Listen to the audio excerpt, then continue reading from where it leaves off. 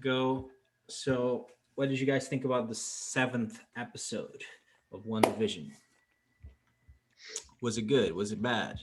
I want to start out Surprising? by saying that Dan absolutely called it Oh, with episode 7 and the that is mockumentary true. vibes. That Yeah. is So very true. hats off to you, sir.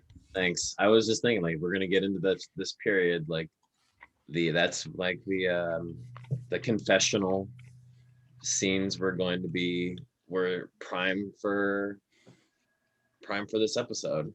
You were 100% right. And not only with that, you were also right with the people, Quicksilver being evil.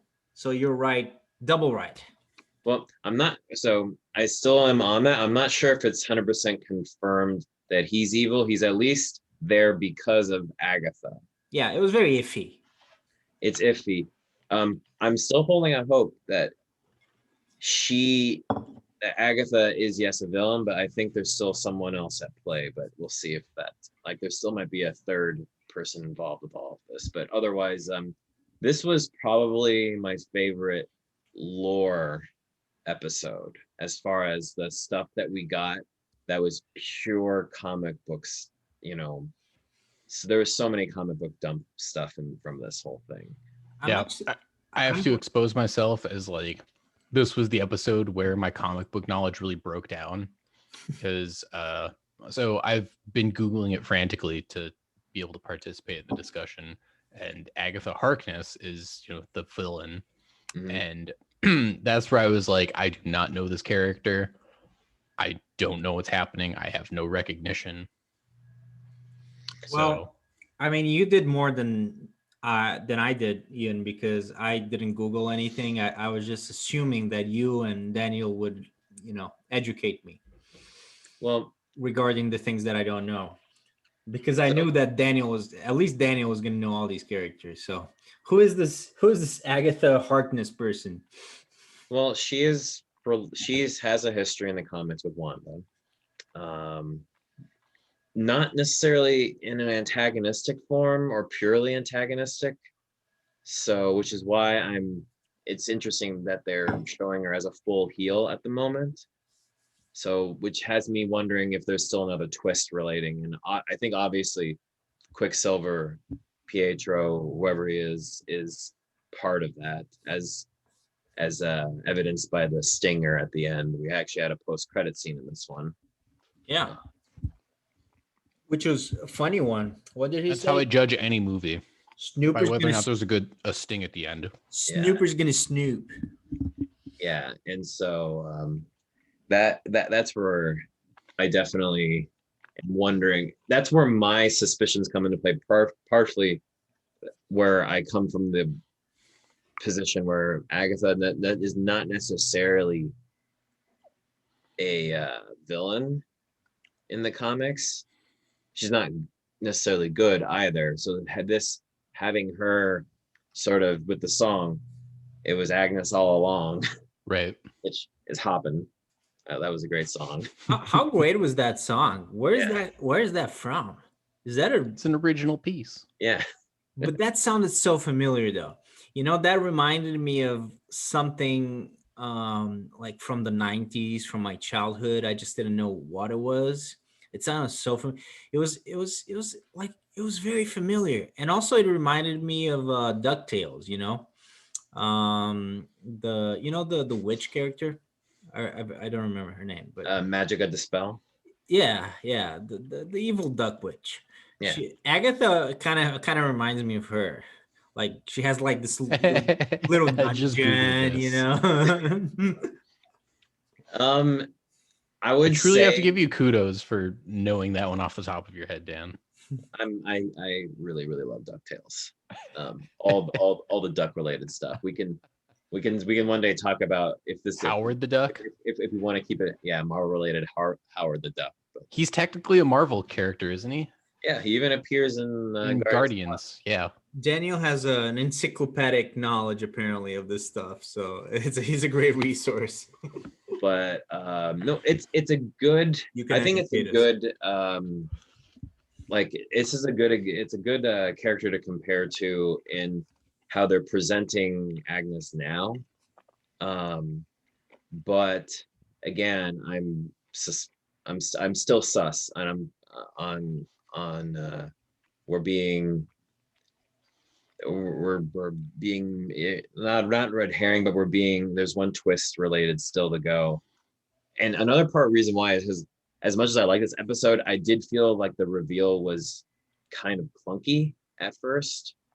I was okay with it overall, but I also was like, in the previous episode they had Vision do the thing on her head, and Right. so like I kind of didn't like how you do the blatant throw people off the trail and then pull it back, but I'm okay with it in the end because honestly, like I still like it. Like, I did think about that. You know, that doesn't really, you can't really reconcile that very much. Yeah, it sucks because the viewer has literally no way of knowing that they're being fed a red herring. Yeah, they kind of like trick this. I mean, that wasn't really a fair thing because it's not. I mean, they don't really go together. yeah, Unless she was acting, but that's kind of she. And that to me is just more of a show running choice. Is like, I get that you want to do the what a twist, but the way you could the only people who I feel the only people who I think were going to be sus of Agnes this whole time were going to be people who very much were steeped in the lore of Wanda and her history, because having a character named Agnes and have her dress up as a witch on Halloween of all things, Right. is very much like they very much were throwing it out there from the beginning that this is probably Agatha Harkness. Was she dressed as a witch? Who was? Yeah. Agnes? Yeah. Was she? Yeah. I don't. That was like last week, right? Yeah. I don't even remember that. Yeah, I mean, if you were invested in the lore, I'm sure you would have seen this coming. But I was sus of her. But granted, the Pietro thing actually was the one that threw me off for all. Had me stop thinking about her for an episode because I was like, this is interesting. Mm-hmm. Yeah, I mean, I would say that that was a good directive decision to do what they did with Pietro, just because it makes you think, and I think it really sent all of us into a very different direction, with licensing, and if they're gonna like pull off a big fat juicy retcon. And I guess we still don't know, but I think that was like a good distraction. Like that was a good red herring. The car scene where Viz like clarifies her feels a little bit shallow. Yeah, that one feels off. It feels like it doesn't match. Yeah, and we didn't even have did we even have a scene in her montage where she's like, where it's clearly she's like, she winks at the camera and says, "I was tricking Vision." Yeah. Like, I would have forgave it a little bit more if we had that in there. I mean, she does. Yeah, where she like stops and like checks her makeup in the rear view mirror after she like comes to. Like it shows that she's aware of what's happening, doesn't it? It does. Okay, maybe since I watched this on Friday, I maybe. So like that scene where they like when she's driving her car out of town, they go back and like in the villain reveal, he like Vision's like standing above the window and she like stops, adjusts the rearview mirror and like does the wink and like implies that she's like checking her makeup and really? But it implies lucidity for her. Okay, good catch. I think like I didn't see I think in the moment I just didn't catch that. I didn't catch it either. And I watched it 2 times. So good catch. But they didn't do it like in the first scene. Like when Viz actually does it. So I'm still like a little bit salty that they just kind of like they had her turn heel, because it was very obvious the whole time that Agnes was going to be a supporting character, but we just like didn't quite know what role. And then they're like, surprise, big reveal, she's a villain. Well, I think I mentioned this in our first pod we did on this, where I was like, I hope they do something more with the Agnes character. And I was again suspicious she would be more, because I'm like, because you don't hire a actor of Catherine Hahn's talent to just. What is she in? I thought she looked familiar, but to be honest, I didn't know she was a. I want to say Parks and Rec off the top of my head. She was there for a season. She was the one who ran the opposing campaign for Paul Rudd's character. Yeah. For Bobby Newport's character. But she's been everywhere. Like a pretty good movie with her. Well, maybe not a pretty good movie, but a fun movie with her is Bad Moms. I also haven't seen that. Where she's with Mila Kunis and Kristen Bell, and they both like are supposedly bad moms because they don't want to have to be there with their like kids all the time. And there's a lot of comedy at play about that. And I actually ended up really enjoying that movie.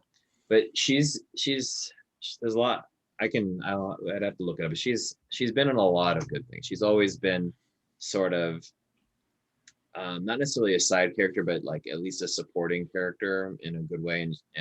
But she's always had like great range. And so I was always curious why they cast someone like her to just be Agnes next door. You can cast anybody for that. Right. Oh, hey. Hey, Ronnie. Oh. You want to say something about WandaVision? How do you feel about Catherine Hahn, Ronnie? Yeah. How do you feel about Catherine Hahn? Catherine Hahn. Look at Ronnie. Look who's here. Look, see, this is Hello. Bruno Ian. You remember Bruno? Hi. Zero bothers. No, she doesn't care. That's fine. Oh, she's also in Captain Fantastic.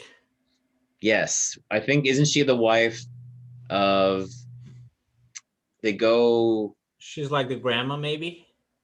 No, I don't think she's grandma. I think she's the grandma. I forget who she was in that. It's been a while since the movie. Well, who else could she be? I mean, she's too old to be the mom. Don't they go to someone else's house at some point, right? Oh, she might be the sister, maybe. Yeah, I think she's a sister. Yeah. So maybe she's not too old to be the mom. Yeah, I think she's like a little bit of an older sister. Well, Viggo Mortensen is not that young, so she's about the same age, actually. Yeah. And so, yeah. He just looks young, but he's not. And again, like, I'm kind of happy that if you're going to bring Evan Peters in to play something, because the guy can play anything, as evidenced with the fact that he's played 11 different characters through 11 seasons of American Horror Story. Yeah, for sure. And so, like, I'm glad that he wasn't just a one episode and a cameo kind of guy. Who was? Evan Peters. Okay. Quicksilver. Yeah, Quicksilver. Yeah. Yeah, Quicksilver. I officially can't unsee him as Tate from season 1 of American Horror Story, where he's like the disturbed white kid. Yeah, the guy that kills people in the school. Right. Yeah. But and then I think everything after that, I was like, man, he feels like he's doing this really well, but he doesn't that first quite. Role was just too good. Like that. Yeah, first role was too good. He's very believable for some reason.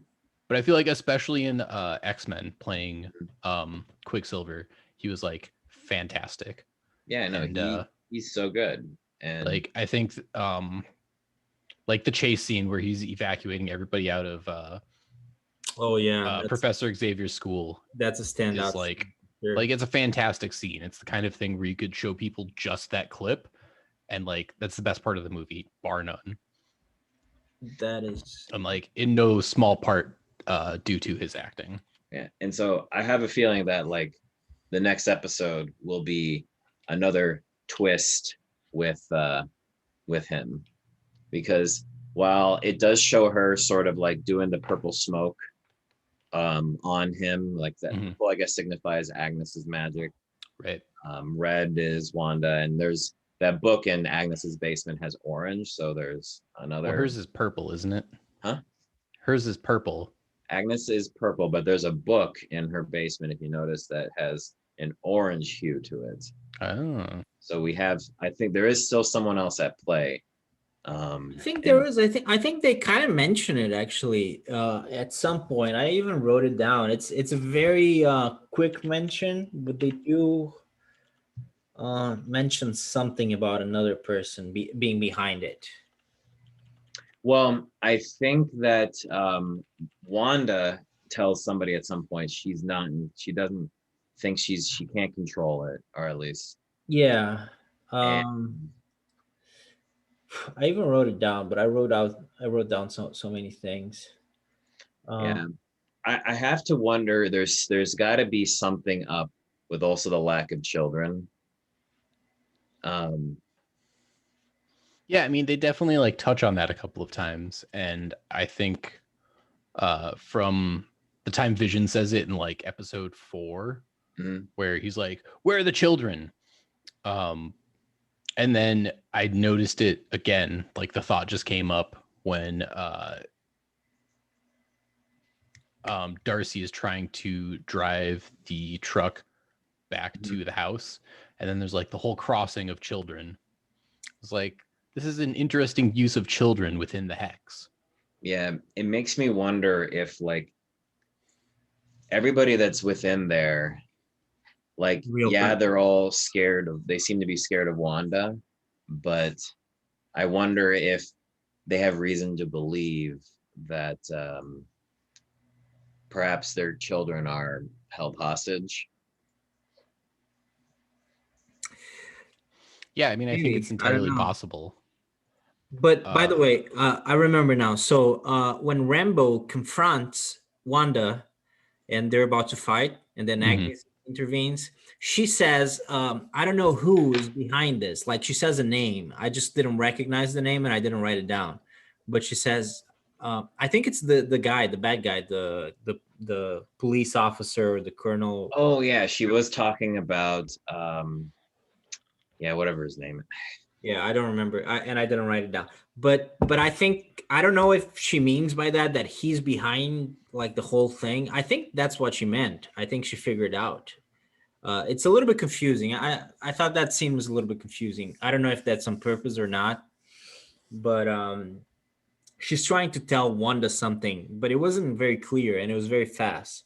I I, Well, I only really caught it the second time. The first time I don't think I caught yeah, it. and I I'm watched not it sure twice. Rambo has the idea, knows who's fully behind it either. I think she's more or less like she very much knows that whoever the sword guy who's in charge, he just wants Vision's body. Yeah, that's she says something about Vision as Yeah, well. Oh, this was all about something about Vision. This was it's all about about Vision all along. Oh, yeah, I think the missile, exactly. the missile attack when Wanda was saying Wanda probably thinks that all of Sword's there to kill her, and she was pointing, she was maybe pointing out that this was it's all, he doesn't care about Wanda, he only cares about Vision. Yeah, exactly. So I that's what think it that is. so I She's think telling that's tangential to who's actually maybe in control of the hex. So I think there's two so. things around that. Maybe. Um, well, speaking of that scene though, everything this episode offered me Oh, I such wanted to say you were right 3 times, by the way. That's what uh because you said that she was going to get superpowers. yeah, Oh And she yeah, did. Rambo. So yeah, you're right three her times. her sword outfit that she takes off and goes to the jumpsuit is so similar to her comic book outfit that I was smiling at that. Is I she was a like, So superhero in the comics? huh? this is another one of those situations where my comic book knowledge breaks down, Well, where come I on, don't man. rec. Again, just let it Yeah. go. Just let's Look, learn to I'll admit I'm a fake fan. I'm a fan too, but Daniel just not. This Oh is man, way I'm a big too old obscure. faker.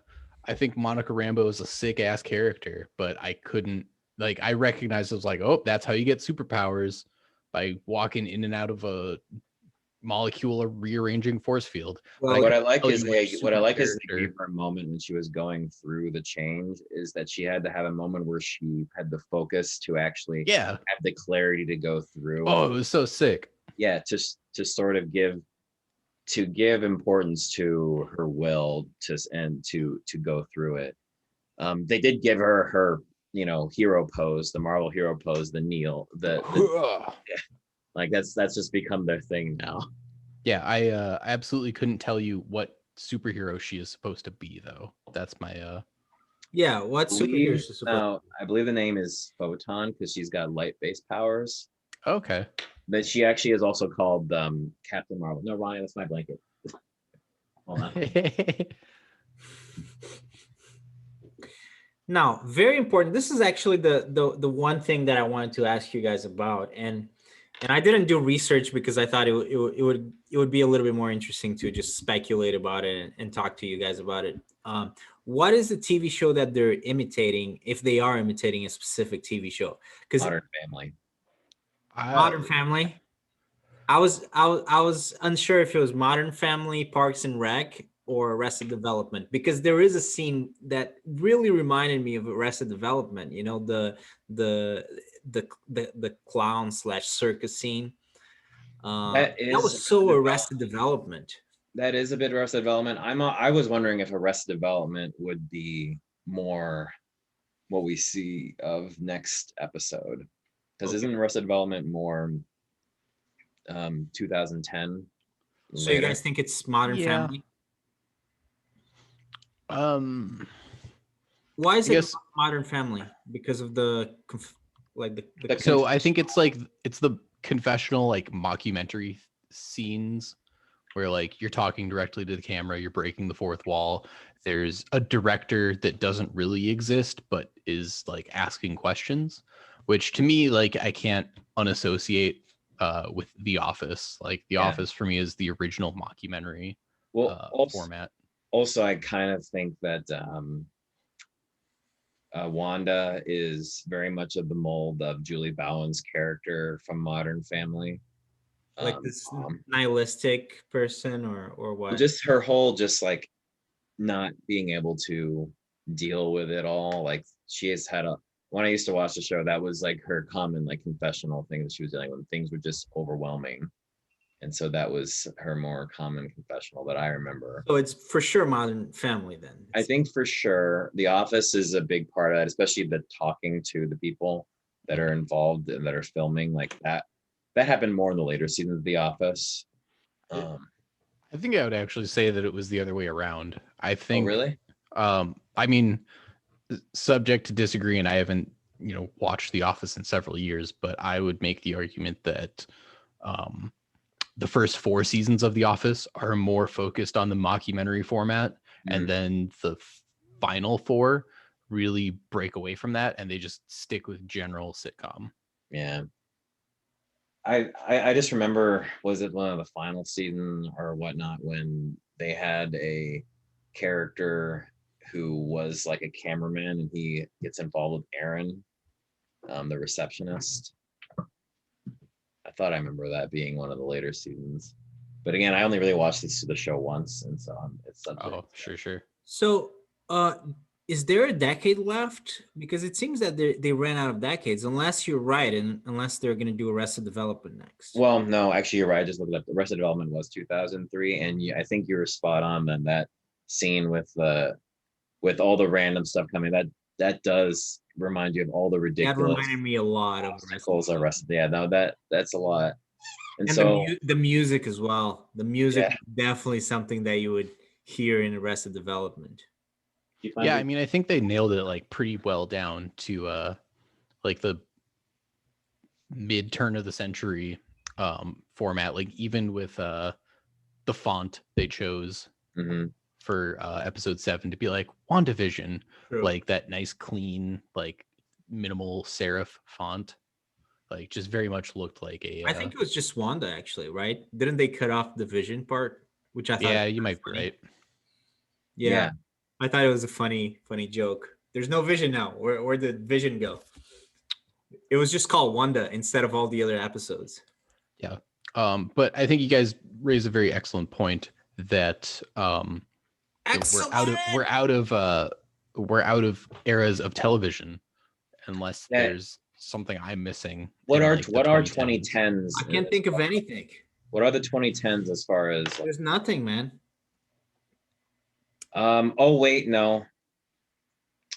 I think that if we're gonna go, I think they ran out. I think we might, instead of comedies, we might end up in dramas. In 2010s dramas, you have like This Is Us. I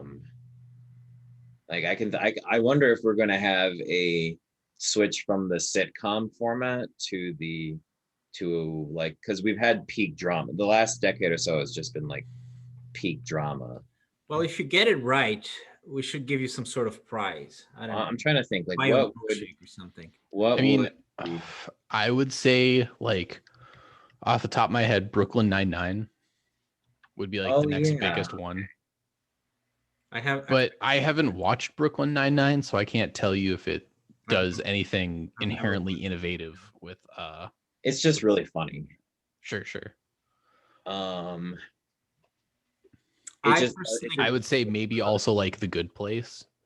If they really wanted to get adventurous, they could do like an animated episode. Yeah, actually, peak comedy of this time would have been animated. Yeah, it would have been like Family Guy, American Dad. I feel like there was kind of that, resurgence of like animated, like primetime sitcoms. Mm-hmm. That would be I would say very important, especially like later seasons of The Simpsons. That would be good, but I think that's way too drastic. I'm not really sure they can do a whole episode. Maybe something like Schitt's Creek, like that was a more recent thing, and that's pretty popular, right? So maybe they could do that. Yeah. But I think the thing with those comedies, and especially a lot of more recent ones, they just were shows that executed very well, and they didn't necessarily have really a gimmick other than wacky characters. Just having truly bizarre characters. Like you think of like Community, the characters they just roll with the absurd. Mm-hmm. And so maybe we'd see something like that. Although Community is not one they could do, because Community itself would go high on their genre anyway. So I think there's this weird breakdown in a lot of ways that all of the notable television series that would take place after this point mostly consist of just having like really solid archetypes. Yeah. And in order to do that, you would have to fundamentally change the characters that WandaVision has established thus far. Mm-hmm. And on top of that, there are only 2 episodes left. Yeah.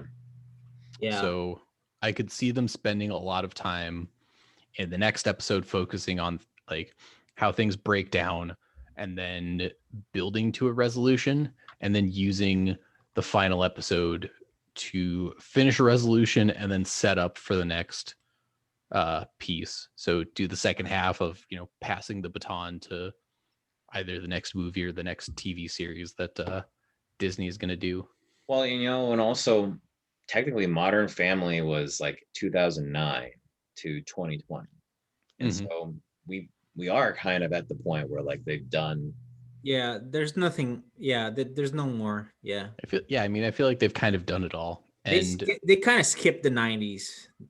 So then this will be my much more bold prediction than last week's, because I felt like the one I got this week was a given. We were going to have the confessional mockumentary stuff.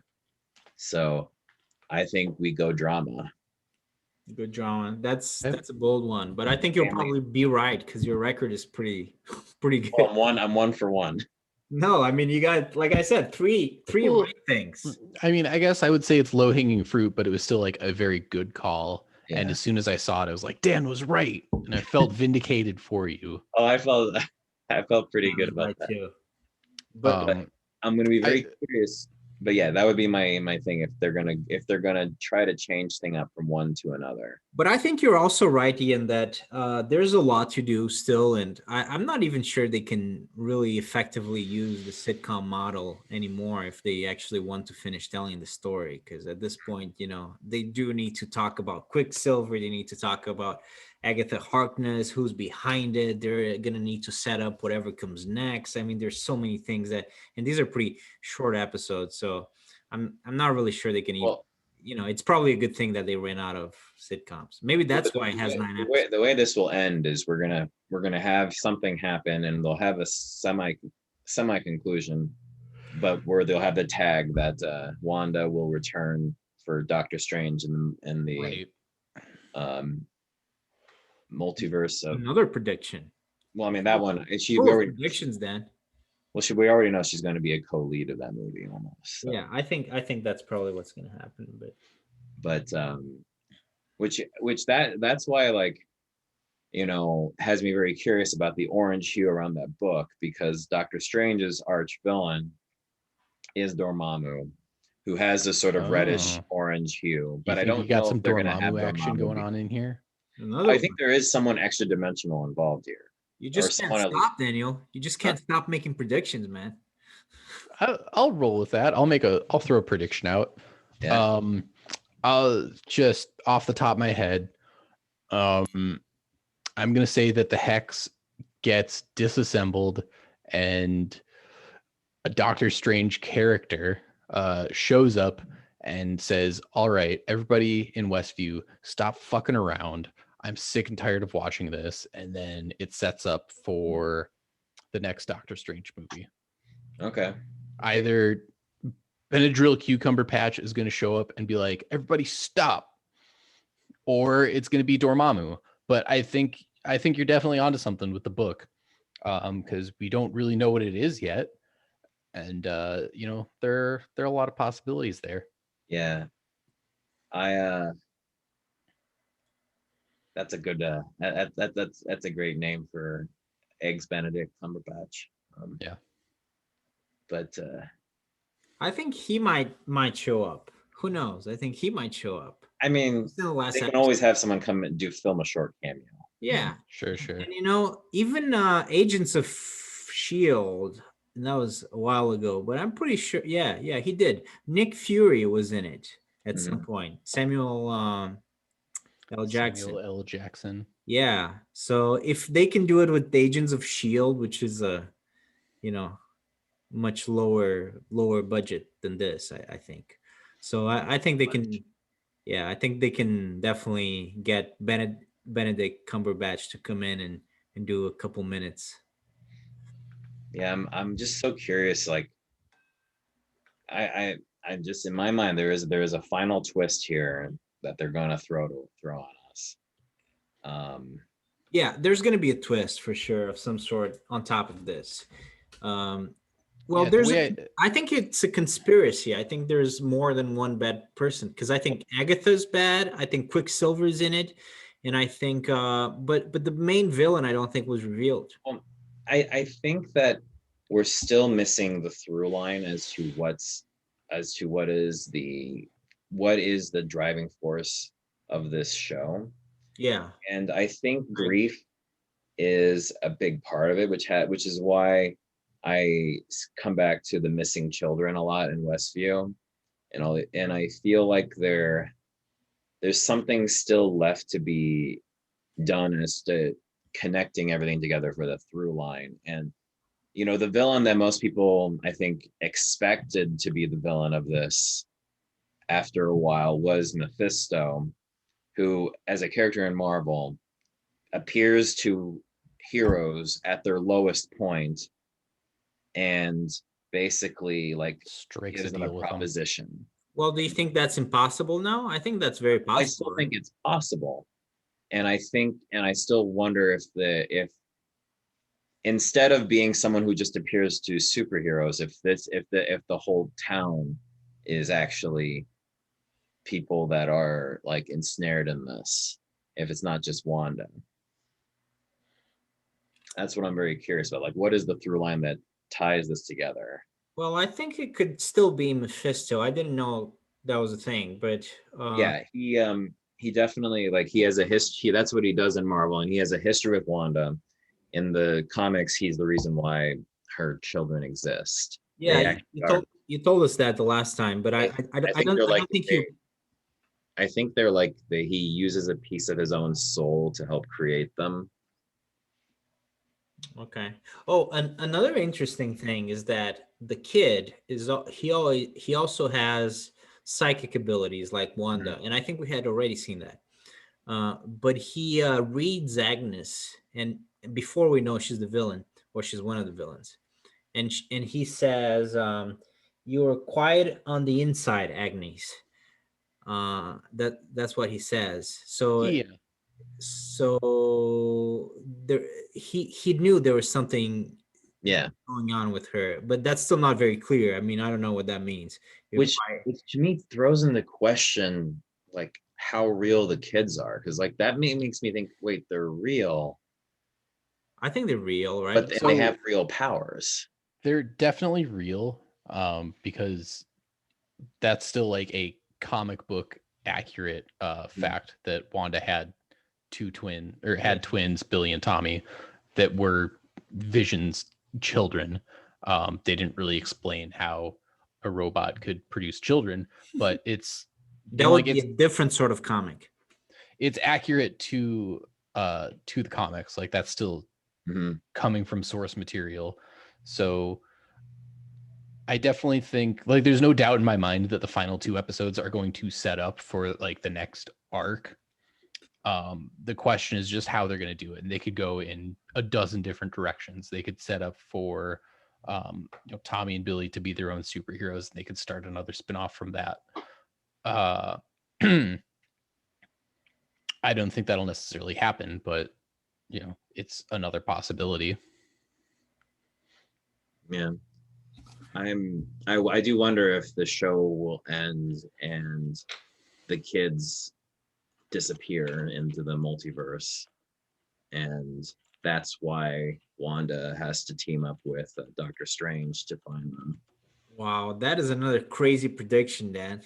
Crazy prediction again. If you get that right, I mean, maybe we should play the lottery together. I don't know. No, I'm just a fan of stories. I love stuff that like, and if you give me a puzzle to try to figure out, I will come up with as many different ways that they could be solved. Well, the multiverse, yeah, I don't know if that's what's going to happen. I would be very impressed because you just called it, but yeah, I think there's going to be something still about the multiverse because we didn't, get Quicksilver and all that. I think they're still going to reveal that probably. Yeah. Well, I mean, that's the stinger there was also just a reminder, hey, we do have a very sus Pietro here who, like, yeah, Agnes said she was behind him being there, but, to what degree is he? I mean, he definitely seemed self-aware. Yeah. No, I think he's still involved in the multiverse. I think, but like you said the other time, I mean, you're also right about that. I mean, both things are not mutually exclusive. You can have one storyline and you can still have the other one, which is he's involved in this to some extent. Yeah, I mean, he could very well he could be Pietro brought from the multiverse because Agnes couldn't do what she did with Vision because obviously the current Pietro's body is decomposed somewhere. Yeah. So you need another Pietro. Well, but also his memories were different. Yeah, that's one way you can explain it. Yeah, that they didn't have his body anymore. So, I mean, you can do anything with comic books, but yeah, that would make some sort of sense. Right. And that, because clearly Wanda was surprised by him, and he came in right at the right moment when Vision and Wanda were trying to figure things out and were on the verge of a breakthrough. So all of that, I feel like the suspicion with him is still on the table. And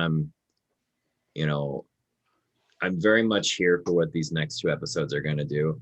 I did kind of like the lame reveal that Monica Rambeau's person that's going to help her out is just somebody she knows through the military. And it's like everyone was thinking, oh, it's going to be Reed Richards or someone like she knows, like fans. Nope. I really hope it's not Reed Richards. Oh no, I think I thought that reveal of that the one who brought her that the suit and the vehicle, like that was her contact. Ian is traumatized by the Fantastic Four movies, and he doesn't want anything to do with Fantastic Four anymore. No, they suck. They don't suck, man. The movie sucked. I mean, the comics are great. Yeah, I mean, the comics are great. I don't think the comics will have justice done because I don't know. I think they're just because you're traumatized. I think they're too legacy. Yeah. I think they have too many bad movies under their belt. They have too many bad ones, and I think there's also, in a tertiary sense, the problem that Chris Evans once played Johnny Flame and is now Cap. You know what's funny? He was probably the best character in those movies. Yeah, he was, but I'm sure there's going to be some Marvel ballbuster who's like, "Oh, you got the same guy playing the same superhero twice." Can play both things. I mean, there's people are joking. I think, although thinking half joking, he's actually going to show up in the multiverse, in the Spider-Verse movie as Johnny Storm, because of course everyone's going to be in that movie apparently. But yeah, I was, but like I said, I was kind of glad that the non-reveal was a completely non-comic booky moment, because at some point I was starting to think like, I just don't, I don't, so I like it better when not everything is an inside tidbit, because I do want more people to be able to watch this and be able to make the connections and like what they see for what they see, rather than like for people who will just know, oh, that's that one person, Although I also will say, I agree with the internet. Jimmy Woo deserves to have a show where he gets to just investigate random weird shit. X-Files for Jimmy Woo. Like, I want a team up between him and Darcy, and just have them like going around investigating, like, basically be the MCU X-Files. That wouldn't be Woo bad. Files. But out of the two pairs, with Darcy and Woo, and Darcy and Vision, I actually like Darcy and Vision better. Darcy and Vision together was pretty good. That was pretty good. Like when she thought that he was hitting at her, that was the hitting on her. That was really, really funny. Yeah, that's some scene like, we have talked no, about. that's a hard pass. I thought that was so funny. I also like how he just literally stayed in the car for as long as he did. He was like, I can fly. Yeah, like he was also wrapped up in the like mockumentary confessional. Format. Well, that scene was also so funny. Yeah, I thought they were great together. They were really good. And actually, maybe we can end with one thing that she asked him, or he asked her. I don't remember. But why can't Vision leave the hex? Or someone asked someone. But that was some. I remember that was an interesting question, and I think that's something that they're going to answer in the next episode. Yeah, I think that is going to have to be answered soon. I think it's telegraphed that he is dead. His body is dead and can only exist within this weird hex. Like, and whatever his personality is right now is purely based on Wanda's memories of him, because he obviously doesn't remember anything before coming there. So you think he's dead completely? I think he is Schrodinger's cat right now. He is alive so long as the hex is there, but he's only alive within the hex. But he is basically, an example of quantum mechanics, really. Like, man, way to make this inaccessible, Daniel. To apes. Well, myself. I mean, to be fair, Thor actually applied a lot of that with the astrophysicists they had in those movies too, talking about the Einstein-Rosen bridge, and they tied in a lot of now some of it's obviously like magic, like these weren't truly magic, is just science we don't yet understand. Yeah, that's actually a pretty cool thing that they come up with in Thor. Yeah, and so, but the Einstein-Rosen bridge is something that has been theorized, like, to be able to bridge two pieces of space. A lot different than the Bifrost. Huh? The Bifrost? Oh yeah. Or the Bifrost. And I'm thinking about another physics problem that they made into a movie, but that one was literally made off of the physics theory of a award-winning physicist. Interstellar. Yeah. Oh, sure. Yeah, I was gonna say we spent a lot of money getting Matt Damon out of science fiction space. Yeah. Yeah, it was the same year, I think. Interstellar and The Martian came out, and he was basically playing the same character in both movies. Right. Which I think that was just a freak coincidence. But I'm always for adding in real science that Well, the, with the fiction. the Martian was all real science, right? Was it? I think that was the whole point about the book, was that someone was like super nerdy, and the book was basically him trying to make a realistic science fiction movie about Mars. I think that was his goal. Yeah, probably. I think so. I don't think it was a guy who had written a book before, or at least not like a serial writer. Mhm. I think he just wanted to write a book with really good math, and I think it became really popular. But yeah, but ultimately, like I think like stuff like that, I always like, and so, you know, I do. They haven't said it yet, but I would actually find it interesting if Darcy at some point looks at Vision and says, "You are Schrodinger's cat" at this point, because Yeah, I she mean, would be the one. she would definitely Another like, prediction. make a joke out of At it. this point, you're like Nostradamus. You're just like predicting everything, and you're gonna be Nostra Daniel. Except I Nostradamus. will never be upset if the result is something I don't predict, because guess what? That's good writing if I can't figure it out. Right. And you know, and Man. Hopefully there will be something. I always like to be surprised. Yeah, But I think this is kind of a crazy TV show. I mean, I think they're so open, so unpredictable that some things are predictable, but I think we're gonna be surprised a little bit. well, I'm all for it if they're gonna allow people to experiment like this. Hopefully It's a She-Hulk very break the experimental fourth show. wall. If we get that one, that whenever that happens. Because that was a comic book thing. She's like Deadpool and will break the fourth wall. Yeah, that was the title of the episode, I think, isn't it? Yeah, breaking the fourth wall. I think. Yeah. Yeah, I mean, I guess there are just like so many possibilities, especially like I'm cheating and I'm skimming through like buzz articles on Scarlet Witch now, and Mhm. like, Okay. they could even rope in Professor X if they're really gonna revitalize the X-Men series. Yeah, there's a lot of internet chatter that Patrick Stewart is going to show up. Oh man.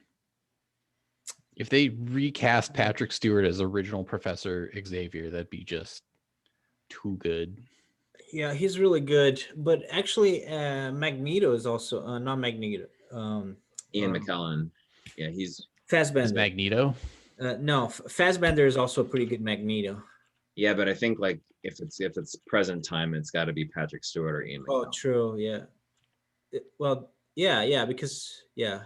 Well, I guess. I mean, look, they brought in Quicksilver, from the. I mean, they can bring in anyone at this point.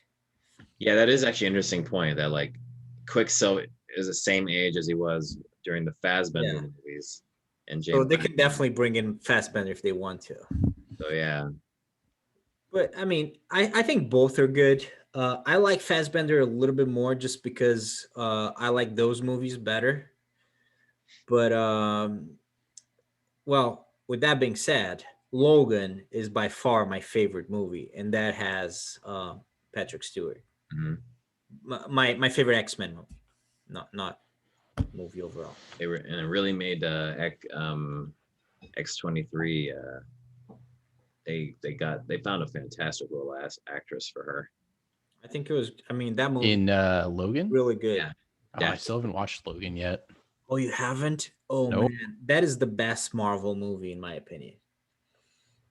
The best X-Men movie for sure, but I think I don't know, Daniel. Can you think of anything better? In my I mean, opinion, I wouldn't say it. I personally wouldn't say it's the best. I think it's because I also don't. It's not an MCU movie. It's not meant to be. to be honest, I think the MCU. I've done this. I've ranked the superhero movies. I've ranked the Marvel movies. Uh, I mean, I'm a very weird person, No, so but I would I would say it's a good movie. I'd go into it less watching a comic book movie and just watching a really interesting sci-fi take on a comic book character. They did the Old Man Logan yeah, arc. Old Man Logan. It's pretty good. It's not really connected to any of the other movies. I mean, vaguely so, but it's definitely it stands on its own, which is also why it makes it great. But yeah, But I was gonna say, in my opinion, the MCU movies are not amongst the best Marvel movies, with the exception of maybe Guardians of the Galaxy. But I like Logan. I like some of the Spider-Man movies, like Into the Spider-Verse, some of the Tobey Maguire movies. Tobey Maguire movies, really? You don't like those? I mean, Spider-Man No. 2, Spider-Man 2. Man, Come on. if you don't like Spider-Man, you're crazy. But if you don't like Spider-Man 2, that's even crazier. Alfred Molina as Doc Ock. That movie was just perfect, man. It's a Spider-Man movie. You can't make a better Spider-Man movie. That's still my favorite Spider-Man movie. Other than actually, well, Into the Spider-Verse actually might have eclipsed it. Spider-Verse is bar none the best Spider-Man movie. I mean, that movie I don't know about that. is probably still the one I've watched more than 3 times. I think Spider-Man 2 is probably the best. Into the Spider-Verse is definitely top 3, but I don't know. Well, here's the thing.